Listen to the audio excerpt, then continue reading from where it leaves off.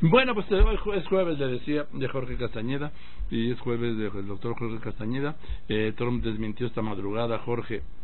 Trump desmintió esta madrugada que haber alcanzado anoche un acuerdo con los demócratas, como dejaron saber los demócratas, sobre el futuro de los 800,000 Dreamers, pero al mismo tiempo dijo a través de Sarah Sanders que Sarah Sanders confirmó que no había ningún acuerdo con los demócratas sobre los Dreamers, y hubo otro tuit de Trump que dijo: ¿de verdad quiere alguien echar a jóvenes buenos, educados y preparados que tienen trabajo, algunos de ellos en el ejército?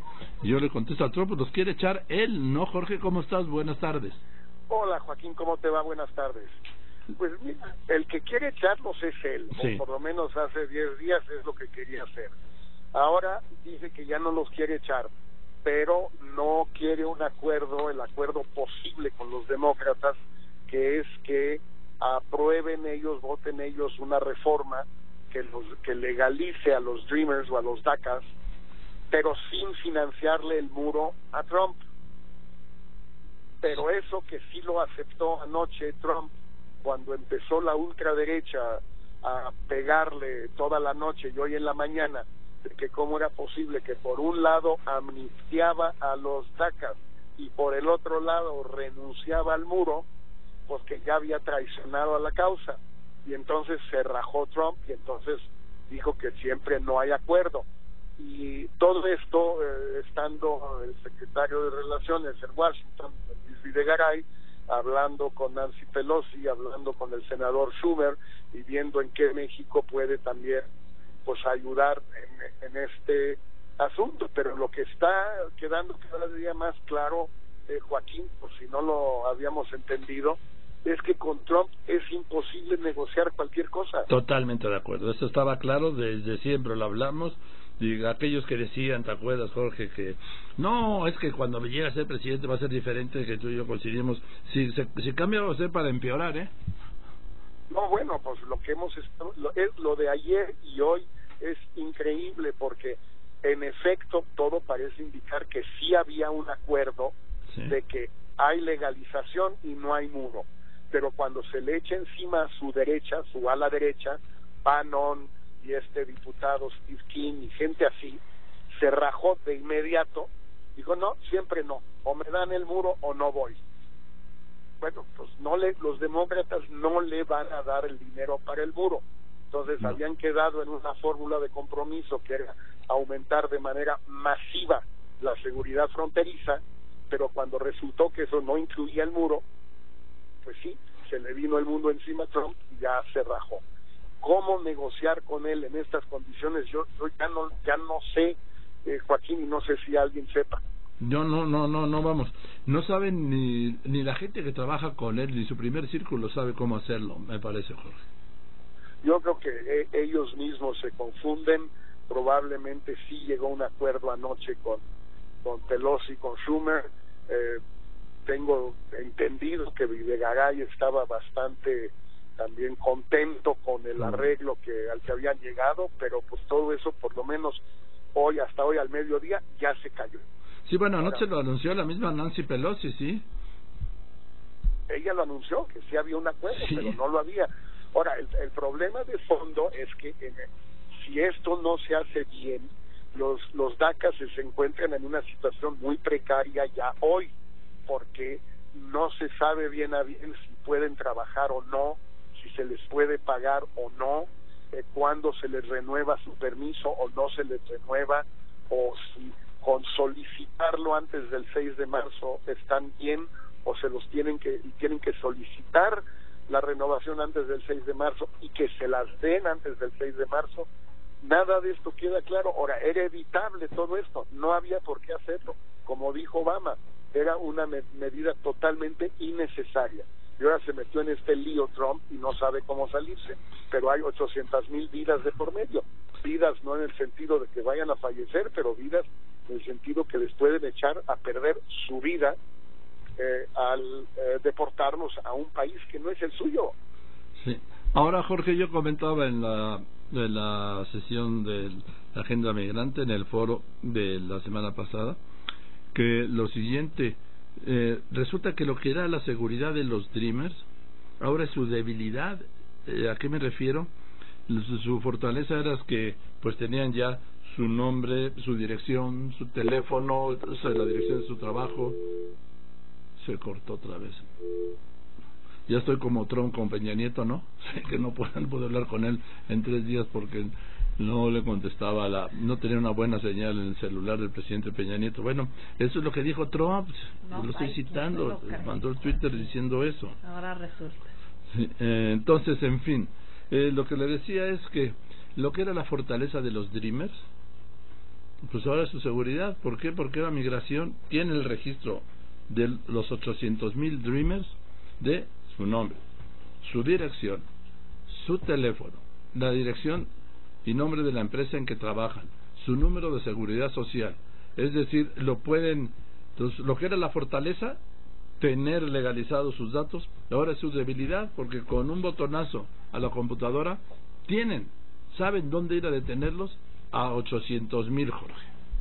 Así es, Joaquín, y eso los hace especialmente vulnerables. Claro. No, ahora sí que salieron de las sombras, pero las sombras tienen, bueno, obviamente muchas desventajas, pero algunas ventajas, por ejemplo, que no se ve bien en las sombras. Sí. En cambio, a la luz del día, pues se ve muy bien, y estos jóvenes quedaron en una situación muy desprotegida, y no hay muchos elementos para defenderlos, porque desde un principio, en efecto, la decisión de Obama de darles esta protección contra la deportación, pues tenía una validez jurídica controvertida, discutible. Nunca se resolvió en los tribunales si sí o no fue constitucional lo que hizo Obama, pero de no serlo, pues la situación de ellos se va a volver también otra vez muy precaria. Todo esto era evitable, Trump no lo quiso evitar, ahora está en un lío y nos lleva a nosotros ahora sí que de corbata. Sí, bueno, Joaquín, ya sabíamos que iba a ser así. Fíjate, Jorge, antes de subirse al helicóptero ahí en la Casa Blanca para ir a Fort Myers, a Florida, dijo Trump, un acuerdo sobre DACA está cerca, el muro vendrá después. Al bajarse del Air Force One allí en Fort Myers, en Florida, dijo, el muro para mí es vital. Si no me dan el muro, entonces nosotros seremos los obstruccionistas. Tenemos que llegar a un acuerdo de manera que, ya sea dentro del presupuesto o a través de algún otro vehículo en muy poco tiempo, el muro se tiene que financiar. De otra manera no llegaremos a ningún acuerdo. Aquí no se refiere al acuerdo del DACA, sino al acuerdo del presupuesto. El presupuesto. Y yo creo que también incluye sí, el acuerdo es cierto, del DACA, sí. lo sí. incluye porque su ala derecha se le vino encima desde anoche. Sí. Bannon le puso una golpiza terrible, otro ya le dijeron amnesty done, o sea, como él le decía crooked Hillary a Hillary Clinton, Hillary la chueca, estos le dicen Trump o Donald el que le otorga amnistía a los indocumentados. El amnistiador. El amnistiador, ándale, que tienes toda la razón, el amnistiador, qué fea palabra, pero ¿sí? Es la correcta. Bueno, pues él no aguanta esa presión de su derecha, y si empieza a debilitarse con su base, le va a ir muy mal, porque no va a conseguir a nadie, ningún votante, ni nadie del resto del país, de los demócratas u otros, que lo apoyen. No lo van a hacer, lo detestan demasiado y con razón. Sí, claro, y lo único que le queda de sostén o de fortaleza a Trump es justamente ese voto duro, ese sector duro de la ultraderecha, irracional, intransigente, retrógrada. Así es, y si pierde a ese núcleo duro, ese voto duro, se queda sin nada, y por eso quizás tuvo que bajarse. Pero ya ahora con esta declaración que dices, llegando a Florida, pues ya él mismo se volvió a arrinconar. Ahora, ¿para dónde se mueve? Ahora, ¿qué va a inventar? Porque lo del muro, o hay lana para el muro o no hay. Punto. Y no están dispuestos a votar. Hay una mayoría que incluye republicanos que no están dispuestos a votar ese financiamiento al muro porque prefieren ese dinero para pues obras locales, porque tienen elecciones de medio término el año que viene. Sí, y después de los desastres naturales, tanto en Texas como en Florida, con todo lo que va a costar la reconstrucción, ¿cuál es la lógica de meterle 1,000 millones o 2 o 3 o 4 mil millones de dólares a un muro absurdo, pero que además no le trae ningún beneficio a ningún congresista local? Exacto. porque ahí no vive nadie del lado norteamericano en particular.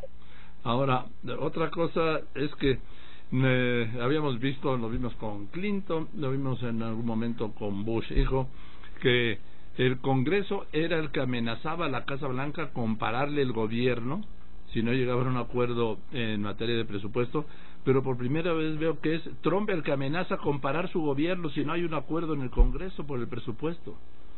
Él es el que está usando ese chantaje, sí, porque pues, pero está generándole un dolor de muelas terrible a los republicanos, sobre todo en la Cámara Baja, la Cámara de Representantes, porque ellos van todos a la reelección del año entrante, todos. Sí. Y a la sociedad norteamericana no les gusta esta cosa de que le cierren los parques nacionales y los monumentos y no llegue su cheque de seguro social y qué sé yo. O sea, no, lo del cierre del gobierno ha sido tremendamente impopular cada vez que lo han hecho los republicanos desde 1994, 95 con Clinton. Desde entonces, cada vez que lo hacen o que amenazan con hacerlo, la gente se enoja con ellos. Muy bien, esto es sobre Estados Unidos. Déjame pedirte un comentario, Jorge, sobre este Frente PAN, PRD, Movimiento Ciudadano.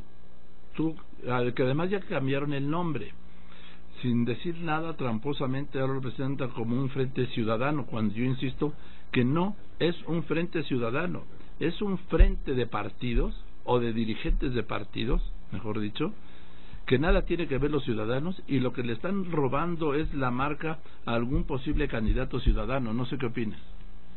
Mira, yo creo que el cambio de nombre, pues, quizás fue porque quieren que sea o que parezca un Frente Ciudadano, y sé que están tratando de incorporar a gente de la sociedad civil organizada, de la academia, del empresariado, de los activistas sociales, de los intelectuales, están queriendo incorporarlos. Me parece que es un esfuerzo válido, viable, que va a tener que irse desahogando poco a poco en cuanto a nombres, en cuanto a plazos, en cuanto a candidatos. Tú dices en tu columna de hoy que la candidatura ya es de Ricardo Anaya, sí, en sí. Una de esas tienes razón, sí. Pero pues esa es la más importante desde luego, pero es solo una, son muchísimas candidaturas. 3,410.